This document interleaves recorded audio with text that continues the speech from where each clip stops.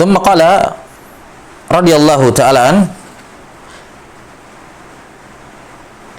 anin Nabi sallallahu alaihi wasallam annahu qala, di mana beliau meriwayatkan dari Nabi sallallahu alaihi wasallam bahwa beliau bersabda, la yu'minu ahadukum hatta yuhibba li akhihi ma yuhibbu li nafsihi.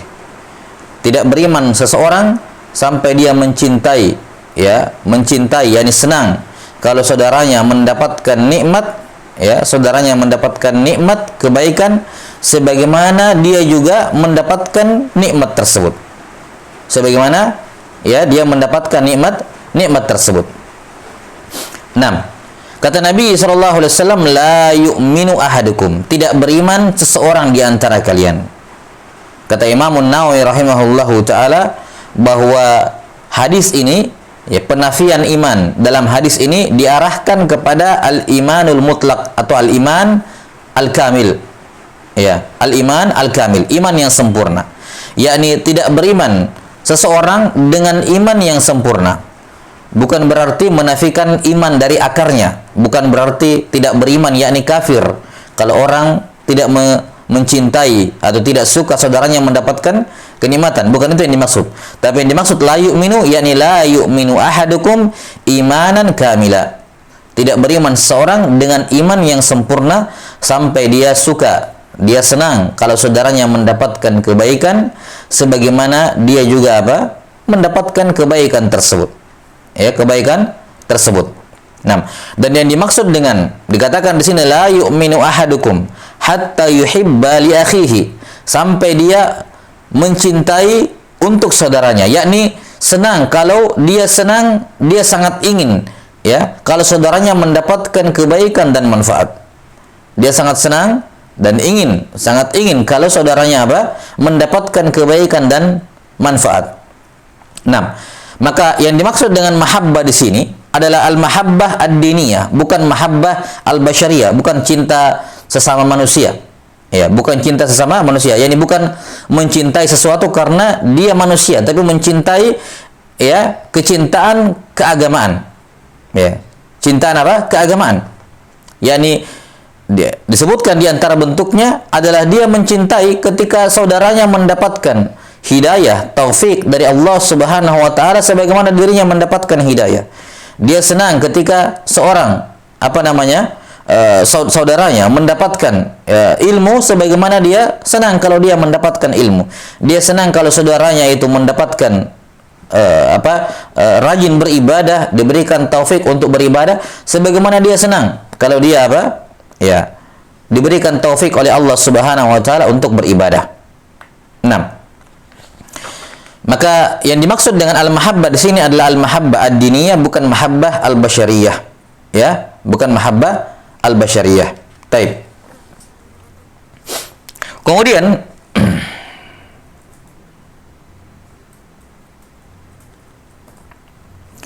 di sini disebutkan oleh Nabi sallallahu alaihi wasallam, la yu'minu ahadukum hatta yuhibba li akhihi.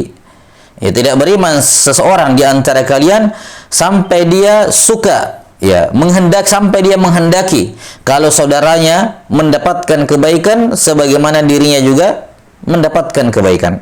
Di sini para ulama berbeda pendapat pada kalimat li akhihi, saudaranya. Saudara apa yang dimaksud di sini?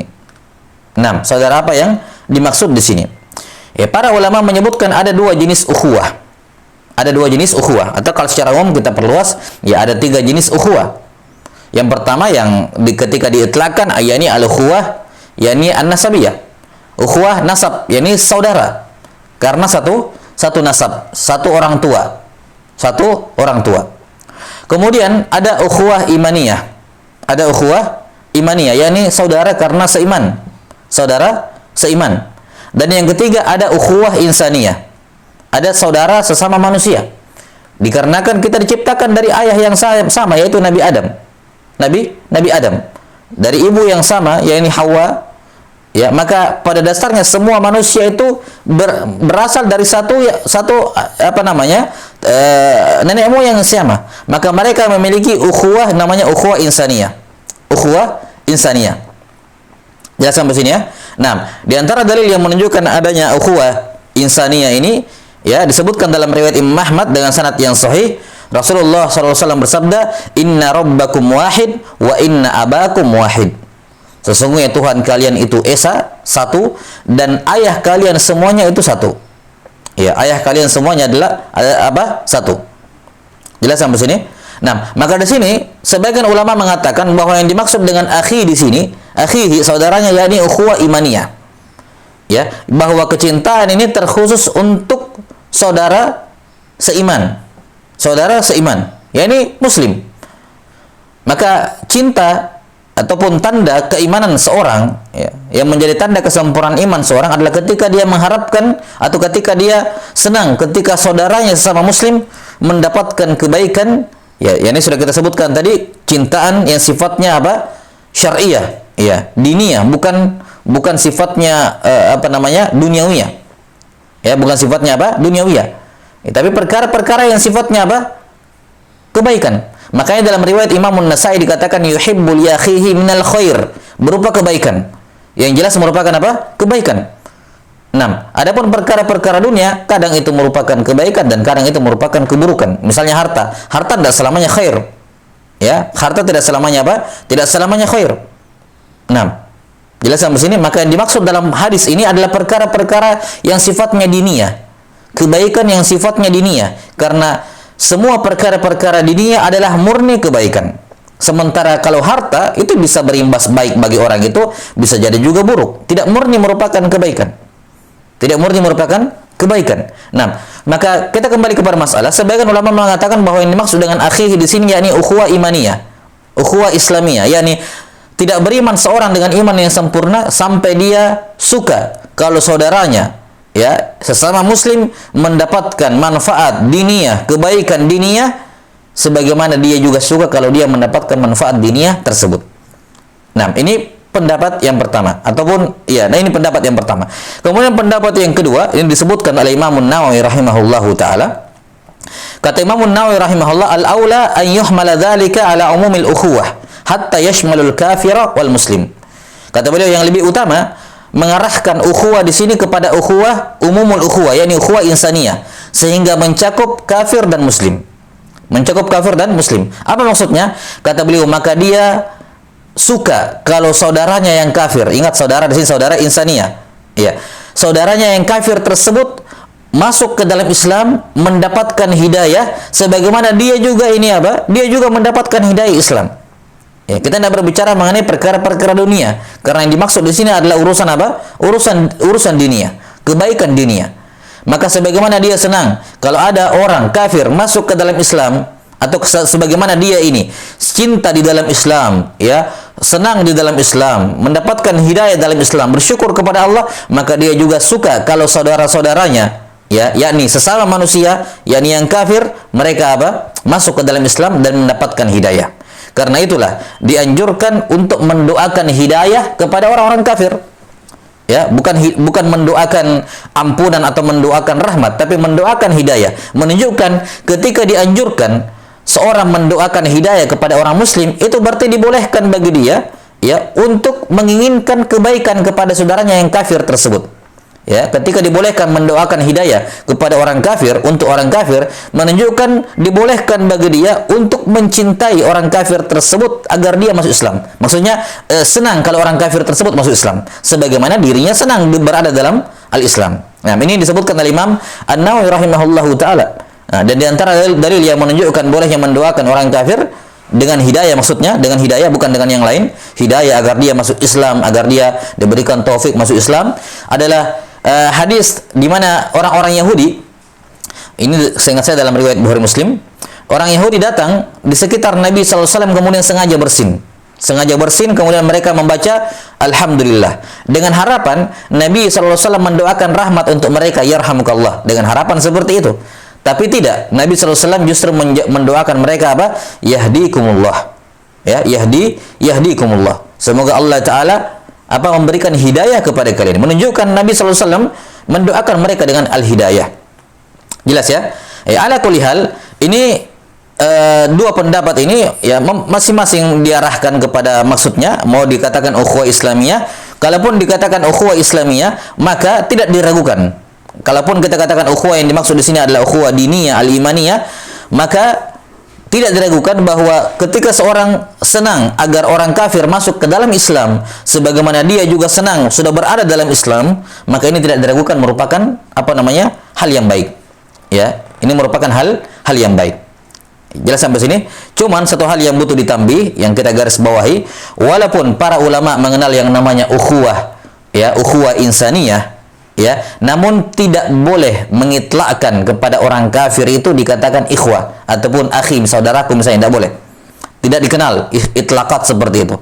Mereka hanya menyebutkan istilah ukhuwah imaniyah, ukhuwah insaniyah ketika dibutuhkan maqam penjelasan, misalnya dalam konteks ini.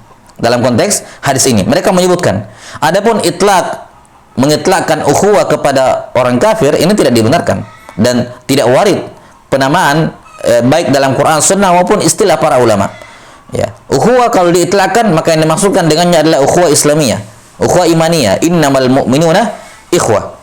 Nah, tapi ketika mimbab bayan, ya, butuh penjelasan pada kasus tertentu, ya, pada makom tertentu, maka para ulama menjabarkan bahwa di antara bentuk ukhuwah ada juga ukhuwah insaniyah. Karena itulah tidak boleh menzalimi orang kafir. Tidak boleh menzalimi orang kafir karena tidak boleh menzalimi apa? Ya, sesama manusia. Ya, tidak boleh menzalimi sesama manusia. Nah, karena adanya ukhuwah di antara mereka dengan ukhuwah yang sifatnya umum, yaitu ukhuwah insaniyah. Dan tentunya hak-hak yang spesial yang diperoleh oleh saudara, yaitu saudara imaniyah. Mereka memperoleh hak spesial, hak yang jauh lebih banyak dibandingkan ukhuwah insaniyah. Ya, demikian pula ukhuwah nasab, dalam nasab itu memiliki hak yang lebih besar, ya, lebih spesial lagi dibandingkan ukhuwah imaniyah. Misalnya warisan, memberikan infak, albir, yang lebih berhak menerima, yang paling pertama dan lebih berhak menerima warisan, kebaikan, infak dan seterusnya adalah ukhuwah nasab, dalam nasab, ya, bukan ukhuwah imaniyah. Maka masing-masing dari ukhuwah ini memiliki aturan-aturan tersendiri, ya, aturan-aturan tersendiri. Dan endal itlaq ketika disebutkan ukhuwah, maka imma yang diinginkan dengannya nasab ataukah imma yang diinginkan dengannya ukhuwah Islamiyah atau imaniyah, dan tidak diitlakkan ukhuwah itu pada orang-orang kafir, Wallahu taala alam bissawab. Taib, ini hanya ingin menjelaskan, siapa tahu misalnya di kitab-kitab ditemukan atau pada kalam ulama ditemukan bahwa menemukan mereka menggunakan kata ukhuwah untuk orang kafir, maka maksudnya ini bukan mengarah kepada yang lain. Jelas ya? Wallahu taala alam bissawab. Taib. Kemudian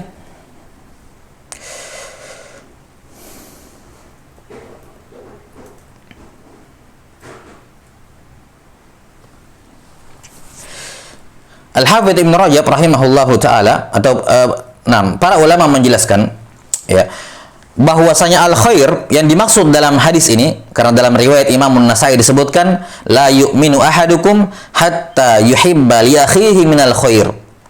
Bahwa yang dimaksud dengan khair di sini adalah segala hal yang yuraghabu fihi syar'an atau yuraghabu fihi syar'an, yang disenangi secara syariat. Al-khair adalah ismun likulli ma yurghabu fihi syar'an. Kebaikan adalah segala hal yang yurghabu fihi, yang diharapkan, yang diinginkan, yang disukai secara syariat. Syariat. Jelas ya? Nah, dan ini menjelaskan apa yang kita sudah sebutkan tadi dari kalam Imam An-Nawawi, bahwa yang dimaksud dengan mahabbah di sini adalah mahabbah dalam perkara-perkara diniyah. Ya, dalam perkara-perkara diniyah. Kenapa? Karena semua perkara diniyah itu adalah khair. Itu adalah al-khairul mutlaq. Ya, al-khair al-mutlaq. Ya, semua kebaikan dalam syariat atau semua perkara-perkara yang diinginkan, yang dicintai dalam syariat itu mutlak merupakan kebaikan. Adapun perkara-perkara diniyah, perkara-perkara duniawiyah, maka pada dasarnya dia bukan khair. Ya, harta, umur, keturunan, ya, dengan harta benda, dengan semuanya, dengan semua macam bentuk harta benda, itu pada dasarnya bukan khair. Ya, kenapa? Karena dia tidak la yurghabu fihi syar'an. Tidak disukai, tidak dikehendaki secara syariat. Dia hanya menjadi khair kalau digunakan untuk kebaikan. Misalnya harta. Harta nanti dianggap khair kalau digunakan untuk kebaikan. Demikian pula keturunan, kerabat, ya, umur nanti dianggap khair kalau digunakan untuk kebaikan. Nah, kalau dia sifatnya perkara-perkara dunia, seseorang saudara kita mendapatkan nikmat duniawiyah, ya, maka apakah kita bisa senang untuknya sebagaimana kalau kita senang, ya, kita mendapatkan nikmat dunia tersebut? Kita katakan yang disebut dalam hadis ini bukan itu. Kecuali kalau dia menggunakan hartanya untuk kebaikan, lantas kita senang dengan dia, kita senang karena dia menggunakan hartanya untuk kebaikan, sebagaimana kita senang kalau kita menggunakan harta kita untuk kebaikan. Jadi bukan sekedar saya senang dengan saudara saya karena dia punya harta, sebagaimana saya senang kalau saya dapat harta. Bukan itu, bukan ini yang dimaksud dalam hadis ini. Saya senang saudara saya memiliki kendaraan, sebagaimana saya senang kalau saya punya kendaraan. Bukan itu yang dimaksud. Karena itu bukan khair mutlak. Bukan kebaikan yang mutlak. Saya senang saudara saya memiliki umur yang panjang, sebagaimana saya senang kalau saudara saya memiliki umur yang panjang. Bukan itu yang diinginkan. Tapi yang dimaksudkan dengannya, ya, adalah perkara-perkara diniyah. Saya senang saudara saya mendapatkan ilmu yang bermanfaat sebagaimana saya. Saya senang saudara saya mendapatkan beribadah sebagaimana saya. Saya senang saudara saya mendapatkan hidayah sebagaimana saya. Perkara diniyah. Adapun perkara-perkara duniawiyah, maka harus dikaitkan. Karena perkara duniawi itu khairnya itu muqayyad, kebaikannya itu terikat, terkait dengan apa? Kalau penggunaan harta atau penggunaan perkara dunia tersebut sejalan dengan syariat, barulah dia dikatakan apa? Khair. Ya, maka seperti tadi misalnya, saya senang saudara saya mendapatkan harta dan dia ketika dia menginfakkannya, saya senang dia mendapatkan itu, dia menginfakkan hartanya sebagaimana saya senang kalau saya menginfakkan harta. Saya senang dia menggunakan kendaraannya untuk kebaikan sebagaimana saya senang kalau saya menggunakan kendaraan saya untuk kebaikan. Saya senang dia memiliki umur memiliki umur yang panjang dalam kebaikan sebagaimana saya juga senang ketika memiliki umur yang panjang dalam kebaikan. Jelas ya? Taib. Kemudian ini menunjukkan bahwasanya senang melihat saudara mendapatkan kebaikan, baik kebaikan diniyah maupun kebaikan dunia yang dia gunakan untuk untuk agama, ya, mencintai atau senang melihat saudara seperti itu hukumnya wajib. Itu hukumnya apa? Wajib, bukan sunnah. Ya, bukan disunnahkan seorang itu berbahagia ketika melihat saudaranya mendapatkan kebaikan diniyah, bukan. Hukumnya adalah wajib. Berdosa kalau tidak senang. Ya, berdosa kalau tidak senang. Nah, kenapa? Ada kaidah disebutkan oleh Ibnu Taimiyah dan Ibnu Rajab, ya, Ibnu Taimiyah dan Ibnu Rajab rahimahumullahu taala, ya, bahwa semua amalan yang tersebut dalam hadis, ya, dalam dalil, semua amalan, ya, yang disebutkan dalam hadis bahwa tidak beriman seorang tanpa amalan tersebut, maka menunjukkan amalan tersebut wajib. Menunjukkan amalan tersebut wajib. Semua hadis, semua amalan yang tersebut dalam dalil, ya, di mana disebutkan bahwa tidak beriman seorang sampai dia melakukan itu, maka amalan itu wajib. Akan sebutkan nanti la yu'minu atau la yu'minu ahadukum, ya. Masalan hatta yakuna hawahu taba'an lima ji'tu bih. Ya, tidak beriman seorang sampai dia mengimani atau mengikuti apa yang, ya, saya bawa. Ya, demikian pula di hadis ini menunjukkan bahwasanya mahabbatun lil ghair, ya, mencintai orang lain ketika orang lain mendapatkan kebaikan diniyah atau duniawiyah yang dia gunakan untuk diniyah, itu hukumnya adalah wajib. Hukumnya adalah wajib. Nah, wallahu taala alam bissawab. Dan ini menunjukkan kepada kita, tatkala mencintai, senang melihat saudaranya mendapatkan kenikmatan, itu merupakan kewajiban. Ya, sebaliknya, ya, tidak suka, ya, jengkel, benci ketika saudaranya mendapatkan kebaikan, itu adalah perkara yang muharram. Itu adalah perkara yang haram. Ya, yang dikenal dalam syariat dengan istilah al-hasad, al-ghil, ya, dengki, iri, hasad. Nah, hasad tidak diragukan merupakan kabirah minal kabair, termasuk dosa-dosa besar. Hasad adalah dosa pertama yang pertama kali terjadi di alam semesta, dan hasad merupakan dosa pertama yang terjadi di muka bumi ini. Tidaklah iblis, ya, kafir, ya, sebelum dia kafir, hasad lebih dahulu muncul di hatinya, ya kan, yang mendorong dia untuk menolak perintah Allah Ta'ala untuk sujud kepada Nabi Adam adalah hasad. Ya, maka sebelum muncul kekafirannya berupa menentang perintah Allah, sebelum dia kafir didahului oleh hasad terlebih dahulu. Maka lihat bagaimana hasad tersebut bisa merusak amalan, bahkan merusak agama seseorang seutuhnya. Dosa yang pertama kali di alam semesta, ya, di langit ketika pertama kali diciptakannya manusia, dosa yang pertama kali adalah hasad. Ya. Bagaimana iblis hasad kepada Nabi Adam alaihissalam. Demikian pula ketika diturunkan ke bumi, dosa yang pertama kali di muka bumi ini adalah hasad. Ya. Kenapa? Walaupun yang tampak di luar dosa pertama kali adalah pembunuhan, di mana anak Adam yang satu membunuh anak Adam yang lain, tertumpahnya darah, namun itu semua didahului oleh apa? Al-hasad. Ya, maka hasad ini merupakan salah satu penyebab terbesar kekafiran, sebagaimana hasad merupakan sebab terbesar tertumpahkannya darah, kezoliman, kesewenang-wenangan kepada orang lain, melanggar hak orang lain. Itu dikarenakan hasad. Ya, dan tidaklah ahlul kitab kafir kepada Nabi Muhammad SAW kecuali apa? Dalam ayat disebutkan berulang kali, hasadam min indi anfusihim. Mereka hasad terhadap nikmat yang diperoleh oleh Nabi Muhammad SAW, di mana Bani Israel sejak dari zaman Nabi Yakub, ya, Nabi Yakub alaihissalam, semua nabi dan rasul itu semua dari jalurnya Israel, yakni Yakub alaihissalam. Ya. Sehingga ketika disebutkan akan ada nabi yang terakhir, mereka mengatakan, ya sudah, nabi terakhir ini yang dikatakan nabi yang paling baik, ya tentu saja juga dari jalurnya Israel, yakni dari Nabi Yakub. Ya, mereka ada fanatisme fanatisme bukan suku, ya, fanatisme keturunan nenek moyang, bahwa kami ini umat yang terbaik, maka pasti nabi yang terbaik juga akan keluar dari keturunan Israel, dari Bani Israel juga. Namun Allah Subhanahu wa taala menguji mereka dengan, ya, menunjuk ataupun menetapkan nabi yang terakhir, nabi yang terbaik itu dari jalurnya Ismail alaihissalam, bukan dari jalurnya Israel. Ya, maka mereka pun kafir. Ya, mereka pun tidak beriman kepada Nabi Muhammad SAW dikarenakan apa? Ya, dikarenakan hasad. Ya, dikarenakan apa? Dikarenakan hasad. 6. yakni mereka tidak menerima kalau bukan dari Bani Israel yang menjadi nabi. Ya, bukan dari Bani Israel yang menjadi nabi. 6.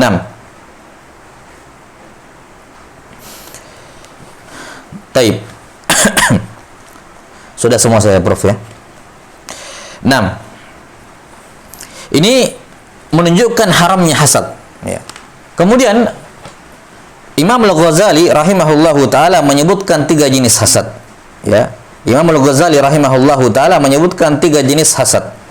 Yang pertama, ayyatamanna zawala ni'matil ghair wa husulahu li nafsihi.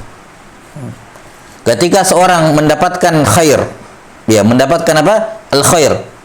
Nah, kemudian dia berharap agar kebaikan tersebut hilang dari orang itu, ya, hilang dari orang tersebut, dan dia yang mendapatkan nikmat tersebut, kebaikan tersebut. Ya, jelas ya? Dia mengharapkan nikmat tersebut hilang dari orang itu, dan dia yang berharap apa? Dia mengharapkan bahwa nikmat itu semoga saya yang dapatkan. Sama saja apakah dia meyakini kebaikan tersebut hilang dari orang itu terus pindah ke dia, ataukah tidak pindah tapi dia mendapatkan hal yang sama, dia mendapatkan hal tersebut dan itu hilang dari saudaranya. Ini hasad bentuk yang pertama, ya. Kemudian hasad bentuk yang kedua adalah dia mengharapkan nikmat tersebut hilang dari saudaranya, hilang dari orang itu, walaupun dia tidak dapat. Ya. Walaupun dia tidak dapat, dia mengatakan ini nikmat terserah, saya tidak suka dia mendapatkan kebaikan itu. Saya juga tidak suka, maksudnya saya tidak terlalu butuh lah dengan nikmat seperti itu. Saya mau dapat, mau tidak dapat terserah, yang penting itu nikmat hilang dari dia. Nah, Yang penting itu nikmat hilang dari dia. Terserah mau pindah ke saya atau tidak, mau saya dapatkan hal itu atau tidak, saya tidak peduli. Yang penting hilang dari dia. Dan ini hasad jenis yang kedua lebih buruk dan lebih busuk dibandingkan yang pertama. Ya, kenapa?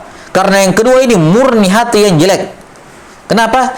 Karena harapan dia pokoknya saudaranya tidak dapat kebaikan. Tidak dapat kebaikan. Pokoknya hilang. Mau itu pindah ke saya atau tidak terserah. Saya tidak peduli dengan itu. Pokoknya dia harus hilang. Nikmat dari dia harus hilang. Kalau yang pertama tadi kan ya hasad, tapi masih mending. Sama-sama haram, dosa besar, tapi diharapkan itu nikmat hilang, saya yang dapat. Ya, kan begitu. Jadi dia mengharapkan nikmat itu hilang dari saudaranya, tapi untuk keuntungan dirinya, saya mau saya dapat. Adapun yang kedua ini, kenapa dia lebih buruk? Karena tidak ada tujuan lain kecuali untuk kejelekan saudaranya. Dia tidak peduli dia mendapatkan kebaikan itu atau tidak, intinya itu harus hilang dari saudaranya. Ini murni keburukan. Ya. Maka ini dua-duanya haram, dosa besar, tapi yang kedua ini lebih buruk. Kemudian jenis hasad yang ketiga. Jenis hasad yang ketiga.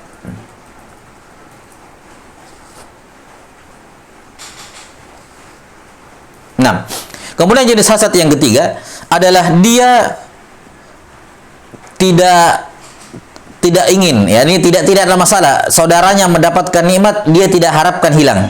Ya, dia tidak harapkan hilang nikmat itu dari saudaranya. Cuman dia tidak suka kalau saudaranya itu mendapatkan tambahan nikmat tersebut. Ya, mendapatkan nikmat tambahan tersebut. Ya. Dia tidak suka kalau saudaranya mendapatkan tambahan. Misalnya saudara saya punya nikmat, mendapatkan nikmat kebaikan sebagaimana saya punya. Saya sudah punya juga. Ya, saya sudah punya juga. Ya. Atau misalnya awalnya dia yang punya, saya nggak punya. Nah, ini saya lebih tersembunyi lagi. Awalnya dia punya, saya nggak punya. Saya nggak ada masalah. Saya nggak ada masalah. Jelas sampai sini? Saya tidak masalah. Saya tidak hasad dengan dia. Dia sudah punya, saya tidak punya. Kemudian setelahnya Allah Ta'ala menganugerahkan hal yang sama, seperti saudara saya itu. Akhirnya saya dan dia sama-sama memiliki nikmat tersebut. Nah, ketika saya mendapatkan nikmat yang sama seperti dia, di sini muncul hasad yang terselubung, yaitu apa? Saya harapkan saudara saya nikmatnya itu mentok sampai di situ, seperti saya juga sampai di sini, mentok. Kalaupun dia mau bertambah, naik nikmatnya, bertambah nikmatnya, boleh, tapi saya juga naik. Intinya, saya tidak keberatan kalau sama. Saya keberatan kalau dia lebih dibandingkan saya. Nah, ini hasad lebih tersembunyi lagi. Ini hukumnya haram juga. Jadi dia ridho kalau sama, tapi tidak ridho kalau saudaranya lebih. Iya. Tidak ridho kalau saudaranya apa? Saudaranya lebih. Jelas sampai sini? Bentuk yang ketiganya lebih terselubung. Karena pada dasarnya dia tidak cemburu kepada orang tersebut, dia tidak pengen nikmat tersebut hilang dari saudaranya, dia senang saudaranya dia pengen senang kalau saudaranya mendapatkan nikmat seperti itu. Ya. Ketika dia tidak punya, tidak ada hasad sama sekali. Ngapain saya hasad? Dia punya, saya tidak punya, ya untuk apa saya hasad? Saya tidak hasad. Namun hasad itu muncul ketika dia juga punya hal yang sama seperti saudaranya. Ya. Kemudian ketika sama levelnya, tidak ada hasad. Ya. Namun ketika saudaranya lebih di atas dia, muncullah hasad. Saya tidak terima kalau dia lebih baik dibandingkan saya. Dia boleh naik kalau saya juga naik. Ya, selama saya tidak naik, dia tidak boleh naik. Saya tidak suka dia naik. Nah, gitu. Jelas sampai sini? Nah, ini hasad yang terselubung. Dan ini 3 hasad semuanya diharamkan. Dan sebagaimana kita sudah sebutkan tadi, bahwa yang dimaksud dengan kebaikan dalam hadis ini adalah kebaikan diniyah, bukan duniawiyah. Kebaikan diniyah bukan duniawiyah. Nah, karena itulah hasad itu kebanyakannya banyak terjadi pada apa? Ya, pada perkara-perkara yang sifatnya keagamaan. Ya. Pada perkara-perkara yang sifatnya keagamaan. Ya. Kita lihat hasadnya iblis kepada Nabi Adam. Kita lihat hasadnya saudaranya, anaknya Nabi Adam kepada yang lain dalam masalah fatuqabbala min ahadihima wa lam yutaqabbal minal akhar. Ya. Sembelihan salah seorang saudaranya diterima, sementara sembelihan dia tidak diterima, maka dibunuh. Masalah ibadah. Demikian pula ahli kitab. ya, hasad kepada Nabi Muhammad SAW. Masalah apa? Masalah din. Dan juga hasad yang terjadi ya di tengah-tengah para ulama yang mereka ini adalah alim, tidak diragukan kealimannya, mereka adalah ahli ibadah, tapi tetap saja hasad. Ya. Tetap saja apa? Tetap saja ada hasad. Adanya kompetisi yang tidak sehat di antara para penuntut ilmu. Ya, di antara para penuntut ilmu, di antara para pengajar. Ini hal yang tercela dan hendaknya ini menjadi pelajaran bagi setiap orang. Talabatul ilm sedini mungkin membersihkan niatnya dari hasad. Karena hasad ini mengandung i'tirad, mengandung kritik kepada ketetapan Allah Subhanahu wa taala yang memberikan kelebihan kepada saudaranya sementara dia tidak diberikan. Ini i'tirad terhadap hukum Allah Subhanahu wa taala. Ya, ini sifatnya mempertanyakan, ya, mempertanyakan keadilan Allah Subhanahu wa taala. Ya, dan menganggap bahwa saya juga berhak, layak. Dan ketika seorang hamba sudah merasa berhak dan layak mendapatkan sesuatu dari Allah, ini sudah menjadi musibah besar. Karena seorang muslim meyakini bahwa semua yang diperoleh dari Allah taala itu adalah fadlun. Apa itu fadl? Kelebihan. Apa itu kelebihan? Yakni pada dasarnya kita tidak layak mendapatkan itu, tapi Allah kasih. Itu fadlu. Makanya dikatakan fadlu min Allah. Fadlun artinya ziyadah, tambahan. Ya kan? Ketika seorang diberikan fadl artinya apa? Itu tambahan dari Allah yang sebenarnya dia tidak layak menerima. Ya, amalan dia yang pas-pasan seperti itu, banyak kurangannya, kemudian diberikan fadl atau keutamaan dari Allah, itu adalah fadl. Jelas sampai sini ya? Nah, maka kapan seorang hamba merasa seharusnya saya terima ini, seharusnya saya dapat ini, seharusnya saya juga seperti itu, kapan dia berpikir seperti itu, maka jadilah dia seperti Qarun. Ya. 6. Innama utituhu ala ilmin indi. Ya. Yakni di antara penafsirannya ala ilmin minallahi anni dalam riwayat disebutkan, yakni Allah tahu bahwasanya saya ini berhak untuk menerimanya. Ya. Qarun mengatakan saya diberikan harta ini karena Allah tahu saya berhak menerimanya atas usaha saya. Nah, maka ini hasad. Ini apa? Hasad yang harus dibersihkan sedini mungkin dari hati seorang penuntut ilmu. Kalau dari zaman-zaman menuntut ilmu sudah muncul hasad kepada kawan-kawannya, bagaimana itu sudah merupakan mudarat yang besar, maka bagaimana lagi nanti ketika dia menjadi seorang pengajar. Ya, dia hanya akan melanjutkan perseteruan yang sudah ada sebelumnya.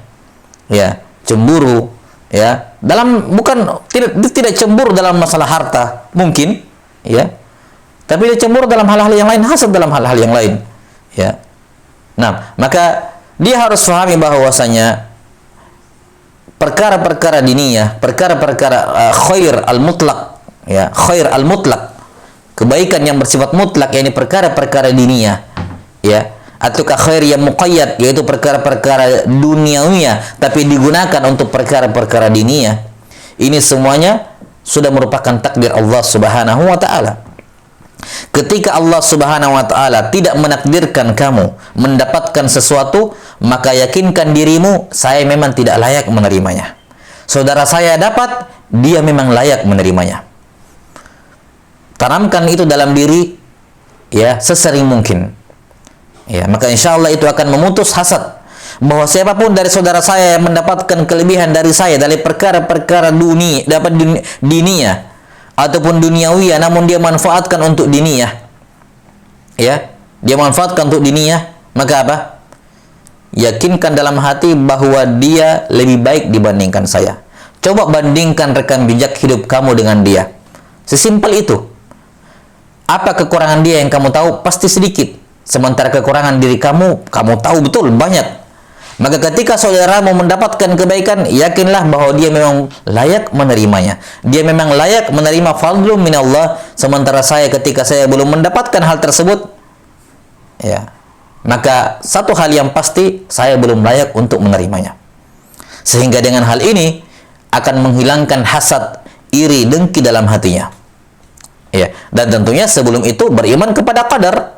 Takdir Allah Subhanahu wa taala telah membagi-bagi semuanya. Alaihissallahu bi'alama bisyakirin. Bukankah Allah tahu siapa yang bersyukur? Yakni ini hamba kalau diberi dia bersyukur, ini hamba kalau diberi dia tidak bersyukur, maka sebaiknya jangan diberi. Karena kalau dia diberi bisa menjadi mudarat bagi dirinya, karena dia tidak bersyukur, maka Allah pun tidak memberi. Maka dia memuji Allah Subhanahu wa taala ketika dia tidak mendapatkan nikmat, melainkan saudaranya yang mendapatkan, dia memuji Allah, ya, memuji kepada Allah taala, ya, atas hikmahnya, di mana dia tidak diberikan sesuatu nikmat pasti karena ada hikmah yang balighah, ada hikmah yang mendalam, ya, darinya. Baik, kemudian ini 3 bentuk hasad yang disebutkan oleh Imam Al-Ghazali rahimahullahu taala. Kemudian ada bentuk yang lain yang mirip seperti hasad, namun dalam syariat dinamakan sebagai apa? Ghibthah. Dikatakan oleh Nabi SAW dalam hadis Ibnu Mas'ud, la hasada illa fisnatain. Tidak ada hasad kecuali pada 2 perkara. Penyebutan hasad di sini yakni secara lughawi. Ya, bukan hasad secara syar'i. Karena tidak ada hasad yang baik, tidak ada hasad yang dikecualikan bolehnya. Semua hasad itu tercela. Ya. Adapun hasad yang disebutkan di sini bukan hasad yang dimaksudkan ketika diitlakkan. Tapi hasad bermakna al-ghibthah. yakni ketika dia melihat saudaranya mendapatkan kebaikan, dia juga mengharapkan kebaikan yang sama seperti saudaranya, tanpa mengharapkan nikmat itu hilang dari saudaranya, tanpa juga membenci kalau saudaranya itu mendapatkan tambahan melebihi dari apa yang dia miliki. Tidak benci juga, justru apa? Dia senang ketika saudaranya mendapatkannya. Ya, maka ketika dia melihat ada saudara-saudaranya yang menonjol dalam ilmu, ya, menonjol dalam ilmu, dia senang. Ya, dia senang. Kenapa? Karena dia memandang dengan pandangan yang lebih luas bahwa kita belajar ilmu agama ini bukan untuk kepentingan diri pribadi, bukan untuk menjadi terkenal, bukan untuk menjadi memiliki banyak murid orang per orang, enggak. Kita semua belajar ilmu agama ini untuk maslahat kaum muslimin secara awam, secara umum. Masyarakat yang ada di pasar, masyarakat yang ada di kantor, masyarakat yang ada di pegunungan, di sawah, ya, di pedalaman, mereka inilah kita belajar itu untuk mereka. Maka ketika ada saudara kita yang mubarriz, yang menonjol dibandingkan kita, ada saudara kita yang dakwahnya lebih meluas dibandingkan kita, dakwahnya lebih diterima dibandingkan kita, kita bersyukur bahwa apa? Dia telah mengambil sebahagian dari tanggung jawab kita semua bersama. Dia telah mengcover sejumlah besar kaum muslimin. Alhamdulillah. Berarti bagian saya tinggal sedikit. Nah, gitu. Mengurangi beban saya, mengurangi tanggung jawab saya sebagai seorang penuntut ilmu, sebagai seorang dai. Maka seorang belajar, ya, selain untuk mengangkat kebodohan dari diri sendiri, untuk masalah audiensnya, dia jangan pandang audiens komunitas, audiens di suatu tempat, tapi dia pandang kaum muslimin secara umum, bahwa masih banyak kaum muslimin yang membutuhkan pengajaran. Maka semakin banyak mubarrizin, semakin banyak orang-orang yang menonjol, penuntut ilmu yang menonjol, itu khairun katsir. Semakin banyak orang-orang yang berdakwah di jalan Allah Ta'ala, itu khair katsir. Karena setidaknya semakin banyak orang yang berdakwah dan belajar, maka lingkup dakwah orang per orang akan semakin mengecil, dan itu menjadi ringan bagi dirinya. Bukankah lebih ringan ketika lingkup dakwah itu kecil, tidak terlalu menyusahkan dia? Karena banyak orang yang berdakwah, sehingga banyak lahan dakwah itu terbagi-bagi, dan itu khair yang katsir. Ya. Dan jangan berharap, ya, jangan berharap bahwa semua manusia atau orang-orang di sekitar saya harus kenal dakwah, harus kenal dapat hidayah lewat tangan saya. Kalau tidak lewat tangan saya nggak suka. Nah, ini hal yang merupakan hasad.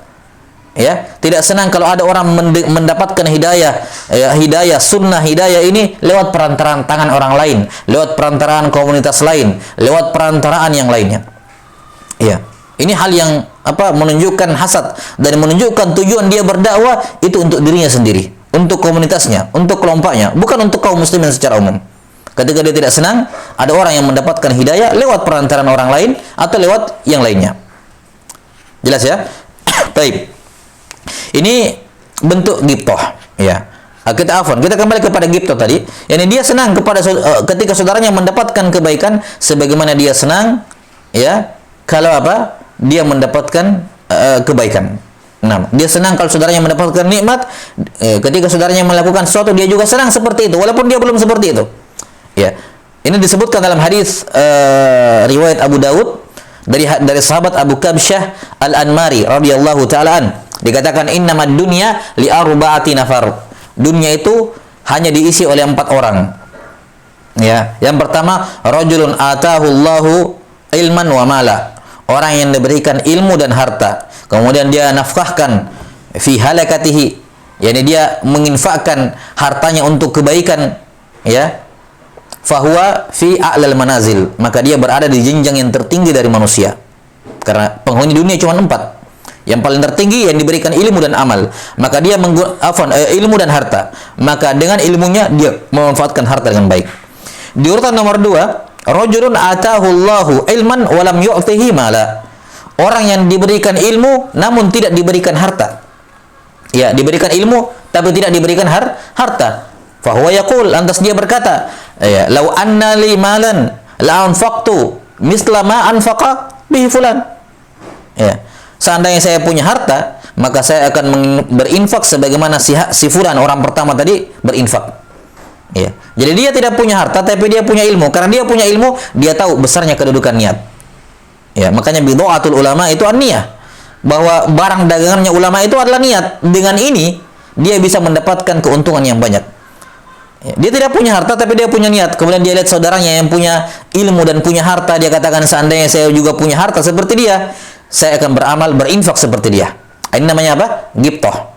Kata Nabi SAW, fahuwa biniyatih, maka dia mendapatkan ganjaran dari Allah sesuai dengan niatnya, wa ajruhu masawa, dan pahala orang kedua dan orang pertama sama. Yang punya harta sama tidak punya harta sama pahalanya. Kenapa? Yang tidak punya harta meniatkan. Kemudian yang ketiga apa? Rajulun atahullahu malan wa lam yu'tihi ilma. Orang yang diberikan harta tapi tidak diberikan ilmu. Ini jenjang yang ketiga. Ini 3 dan keempat jenjang buruk. 1 dan 2 jenjang yang baik. Jenjang yang ketiga, rajulun atahullahu malan wa lam yu'tihi ilma. Orang yang diberikan harta tapi tidak diberikan ilmu. Ya, apa yang terjadi? Ilmu tanpa harta, ya sudah, dia ya berfoya-foya dengan hartanya, menggunakan hartanya untuk keburukan. Maka kata Nabi sallallahu alaihi wasallam apa? Fahadza fi adnal manazil. Ini orang berada di tingkatan paling rendah dari penghuni dunia. Ini tingkatan yang keempat, paling rendah. Kemudian yang terakhir, rajulun lam yu'tihillahu ilman wala mala. Orang yang Allah tidak berikan ilmu, tidak juga harta. Sudah tidak punya ilmu, tidak punya harta. Maka dia pun ketika melihat orang yang ketiga tadi, yang cuma punya harta tapi tidak punya ilmu, dan dia berfoya-foya, dia mengatakan, seandainya saya memiliki harta seperti si dia ini, di orang yang ketiga tadi, saya akan melakukan hal yang sama seperti dia. Berfoya-foya juga. Membuang-buang harta pada hal-hal yang tidak berguna juga. Maka kata Nabi SAW, fahuwa biniyatih, maka dia dihisap, diberikan ganjaran sesuai dengan niatnya, wa wizruhu masawa, dan dosa keduanya sama. 3 dan keempat dosanya sama. Nah, maka saat golongan yang kedua ini namanya yang dikatakan tadi ghibthah. Dia berharap mendapatkan seperti saudaranya berupa kebaikan walaupun dia tidak memilikinya.